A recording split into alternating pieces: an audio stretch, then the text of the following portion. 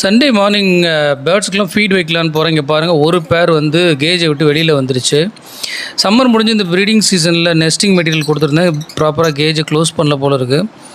நான் எப்போவுமே இந்த மாதிரி பேர்ட்ஸ் வெளியில் வந்துருச்சுன்னா இந்த மாதிரி ஒரு ஸ்ப்ரே பாட்டில் வச்சு தான் இதை பிடிப்பேன். சில பேர் வந்து மெஷ் யூஸ் பண்ணுவாங்க. நான் வந்து இந்த மாதிரி வாட்டர் ஸ்ப்ரே பண்ணி பேர்ட்ஸை வந்து பிடிச்சி திரும்ப கேஜுக்குள்ளே போடுவேன். இது மாதிரி வாட்டர் ஸ்ப்ரே பண்ணும்போது என்ன நடக்கும்னா, பேர்ட்ஸோட ஃபெதர் வந்து கொஞ்சம் கொஞ்சமாக ஈரமாகி பேர்ட்ஸால் ரொம்ப மேலே பறக்க முடியாது. அதனால் வந்து கீழே வந்துடும். அப்புறம் நம்ம ஈஸியாக வந்து பேர்ட்ஸை வந்து பிடிச்சி கேஜுக்குள்ளே போட்டுடலாம். இருந்தாலும் பாருங்கள், எஸ்கேப் எப்படி ஓடுதுன்னு பாருங்கள். நம்மளோட பெரிய கேஜ் செட்டப் பார்த்திங்கன்னா 200 ஸ்கொயர் ஃபீட்டு. அதனால் மெஷ் யூஸ் பண்ணி பிடிக்கிறதும் கஷ்டம். அதனால தான் நான் வாட்டர் ஸ்ப்ரே பண்ணி பிடிக்கிறேன். முதல்ல வந்து ஃபீமேல் பேர்டை ஃபஸ்ட்டு பிடிச்சி கேஜில் போட்டுட்டேன்.